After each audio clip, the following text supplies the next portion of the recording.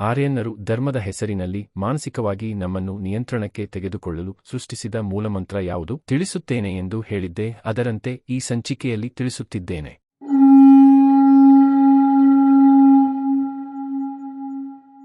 ಇಂದು ನಾವು ದ್ರಾವಿಡರು ಯಾರಿಗೂ ಕಮ್ಮಿ ಇಲ್ಲ ಎಂಬ ಯೂಟ್ಯೂಬ್ ಚಾನೆಲ್ ಮೂಲ ಉದ್ದೇಶ ದ್ರಾವಿಡರ ಮೇಲೆ ಆಗುತ್ತಿರುವ ಅನೇಕ ರೀತಿಯ ದೌರ್ಜನ್ಯಗಳನ್ನು ಎತ್ತಿ ತೋರಿಸಲು ಹಾಗೂ ಇಂದಿಗೂ ನಮ್ಮ ನೆಲ ಭಾಷೆ ಸಂಸ್ಕೃತಿ ಮೇಲೆ ಆಗುತ್ತಿರುವ ದಬ್ಬಾಳಿಕೆಯ ವಿರುದ್ಧ ಎಚ್ಚೆತ್ತುಕೊಂಡು ಹೋರಾಡಬೇಕಿದೆ. ಅದಕ್ಕಾಗಿ ನನ್ನ ದ್ರಾವಿಡ ಸಹೋದರ ಸಹೋದರಿಯರೇ, ಎಲ್ಲರೂ ಈ ಸಂಗ್ರಾಮಕ್ಕೆ ನೀವೆಲ್ಲರೂ ಕೈ ಜೋಡಿಸಿ ಈ ಸಂದೇಶಗಳನ್ನು ಎಲ್ಲರಿಗೂ ಶೇರ್ ಮಾಡುತ್ತಾ ನನ್ನೊಂದಿಗೆ ಕೈ ಜೋಡಿಸಬೇಕೆಂದು ವಿನಂತಿ. ನಾವು ದ್ರಾವಿಡರು ಯಾರಿಗೂ ಕಮ್ಮಿ ಇಲ್ಲ. ನಾವು ದ್ರಾವಿಡರು ಯಾರಿಗೂ ಕಮ್ಮಿ ಇಲ್ಲ. ನಾವು ದ್ರಾವಿಡರು ಯಾರಿಗೂ ಕಮ್ಮಿ ಇಲ್ಲ.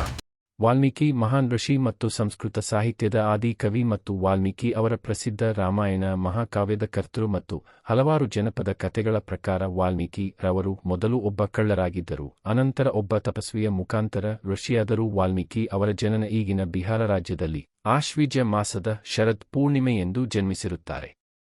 ಇವರ ಜನ್ಮ ಕಾಲ ಕ್ರಿಸ್ತ ಪೂರ್ವ 500 ಆಗಿರುತ್ತದೆ ಎಂದು ಮಾಹಿತಿ ಮತ್ತು ರಾಮಾಯಣವು ವಾಲ್ಮೀಕಿ ಅವರ ಅಮರ ಕೃತಿಯಾಗಿರುತ್ತದೆ.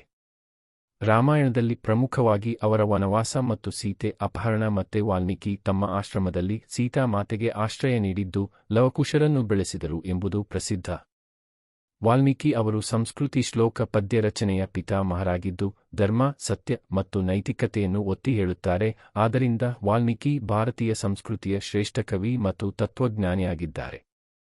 ವೇದವ್ಯಾಸರು ಭಾರತೀಯ ಧಾರ್ಮಿಕ ಮತ್ತು ತತ್ವಶಾಸ್ತ್ರದ ಪಿತಾಮಹರು ಎಂದು ಪರಿಗಣಿಸಲಾಗುತ್ತಾರೆ. ಅವರು ಹಲವಾರು ಕಾರಣಗಳಿಂದ ಪ್ರಸಿದ್ಧರಾಗಿದ್ದಾರೆ. ವೇದಗಳ ವಿಂಗಡಣೆ, ಜಗತ್ತಿನ ಅತಿದೊಡ್ಡ ಮಹಾಕಾವ್ಯ ಮಹಾಭಾರತವನ್ನು ರಚಿಸಿದರು. 18 ಮಹಾಪುರಾಣಗಳು ಮತ್ತು 18 ಉಪಪುರಾಣಗಳನ್ನು ರಚಿಸಿದರು. ವೇದಾಂತದ ತತ್ವಗಳನ್ನು ಸರಳಗೊಳಿಸಿ ಬ್ರಹ್ಮಸೂತ್ರಗಳು ಎಂಬ ಗ್ರಂಥವನ್ನು ರಚಿಸಿದರು. ವೇದವ್ಯಾಸರ ಜನ್ಮದಿನ ದ್ವಾಪರ ಯುಗ ಆಷಾಢ ಮಾಸ ಶುಕ್ಲ ಪಕ್ಷ ಪೂರ್ಣಿಮೆ ದಿನ. ಈ ದಿನವನ್ನು ಗುರು ಪೂರ್ಣಿಮೆ ಅಥವಾ ವ್ಯಾಸ ಪೂರ್ಣಿಮೆ ಎಂದು ಆಚರಿಸಲಾಗುತ್ತದೆ. ವೇದವ್ಯಾಸರ ಹುಟ್ಟಿದ ಸ್ಥಳ ಯಮುನಾ ನದಿಯ ಮಧ್ಯದ ದ್ವೀಪ. ಈ ಕಾರಣದಿಂದ ಅವರನ್ನು ದ್ವೈಪಾಯನ ಎಂದು ಕರೆಯಲಾಗುತ್ತದೆ.